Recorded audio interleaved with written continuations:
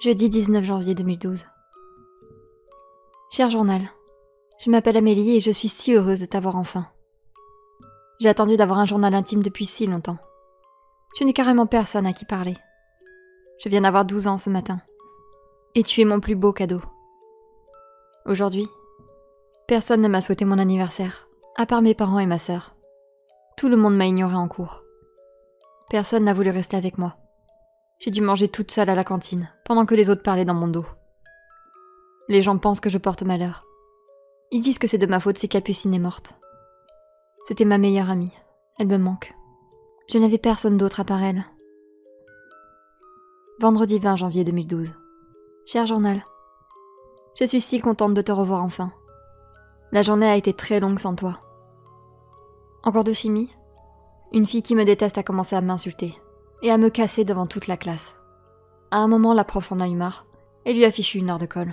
J'étais bien contente. Je riais sadiquement dans ma tête. Il est là. Samedi 21 janvier 2012. Cher journal, c'est enfin le week-end.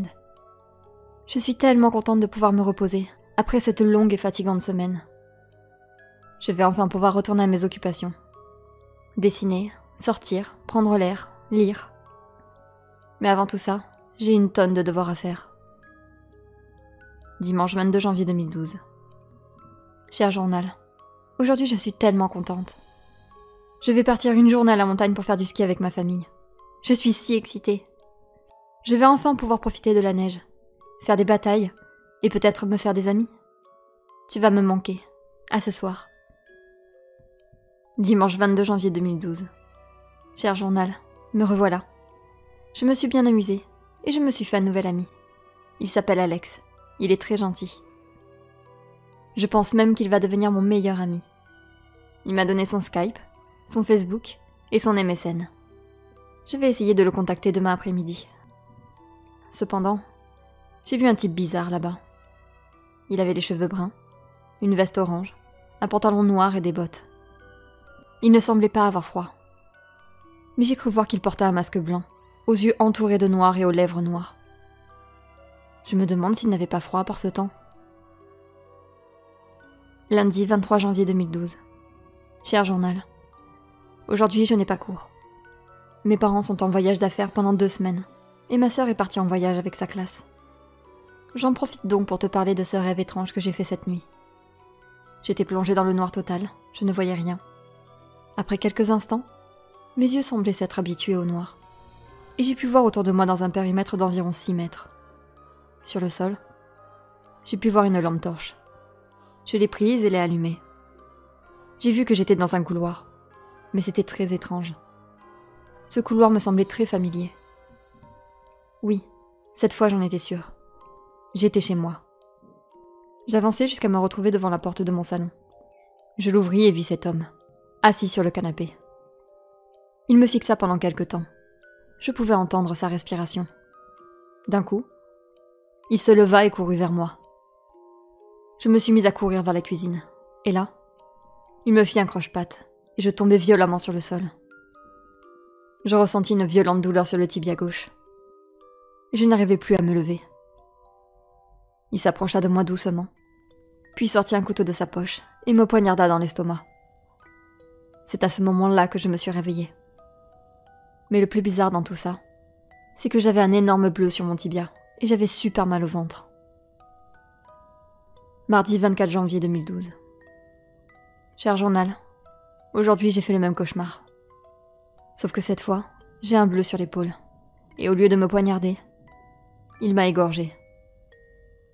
Quand je me suis réveillée, j'avais un nouveau bleu sur l'épaule et une énorme douleur à la gorge. J'ai vu une tache de sang sur mon coussin.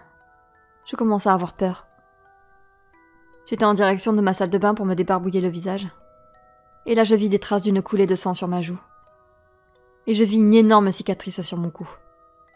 Cette fois, j'avais vraiment peur.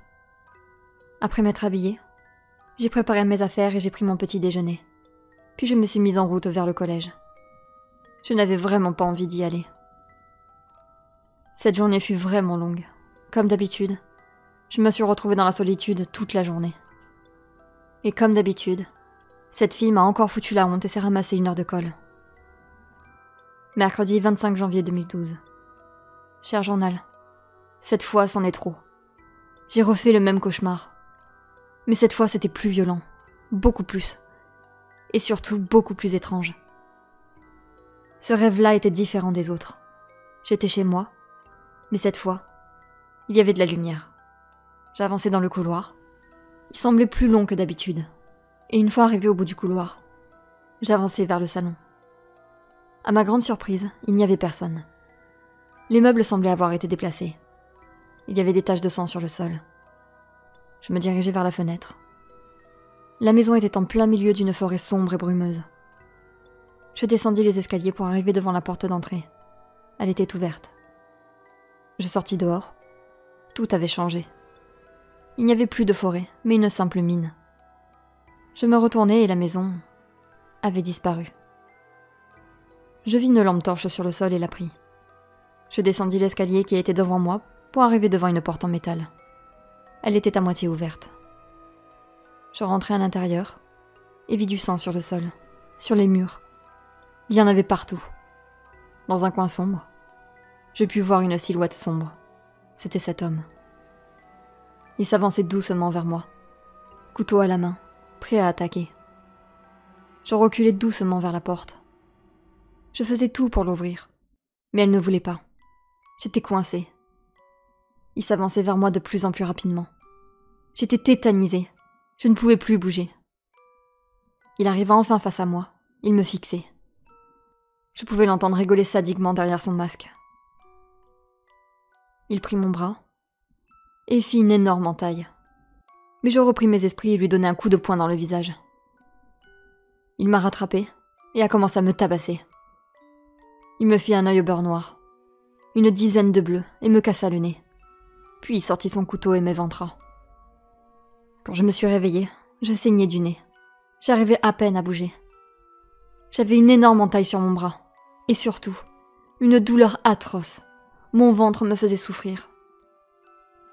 J'ai appelé cet homme Masky, à cause de son masque. Jeudi 26 janvier 2012. Cher journal, désolée de te déranger si tard, mais je n'arrive pas à dormir. J'ai l'impression que l'on m'observe. J'entends des bruits de pas dans la maison. J'ai peur. Je ne sais pas si je deviens folle. Je vais essayer de dormir. À demain. Vendredi 27 janvier 2012. Cher journal, cette nuit, rien d'anormal. Pas de cauchemar. Rien. Mais ces temps-ci, j'ai l'impression que l'on m'observe. Je pense que je vais placer une caméra dans ma chambre cette nuit, pour voir ce qu'il se passe. Je vais prendre l'air pour me changer les idées. À plus tard, mon cher journal. Me revoilà. J'ai eu super peur tout à l'heure.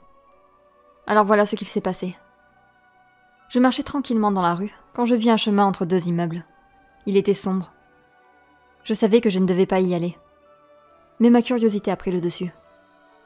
J'avançais vers ce fameux chemin. Il y avait une odeur nauséabonde. Comme une odeur de rat mort. C'était horrible. À peu près 5 mètres de moi, j'ai pu voir une silhouette sombre s'avancer vers moi. C'était lui.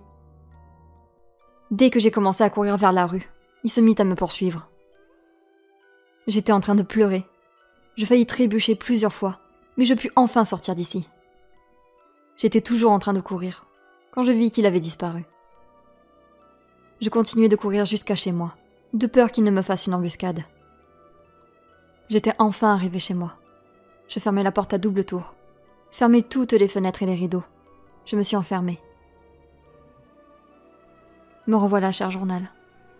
Je suis vraiment désolée de te déranger si tard, mais j'ai peur. J'entendais pas. Je viens d'entendre un verre se briser. Il est là.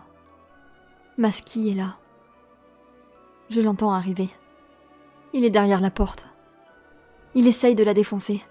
C'est la fin. Il m'a trouvée. Flash info. Une jeune fille de 12 ans a été assassinée dans sa maison hier soir. Sa famille, qui était en voyage, l'a retrouvée ce matin même, éventrée, couverte de bleu et de blessures. La police a retrouvé son journal intime, et il semblerait que tout y soit expliqué. Le tueur présumé surnommé Masky est encore recherché par la police. La famille de la jeune fille demande à porter plainte, dès que le tueur sera retrouvé. Mais pour l'instant, fermez bien vos portes à double tour et vos fenêtres, tant que nous n'aurons pas retrouvé ce criminel.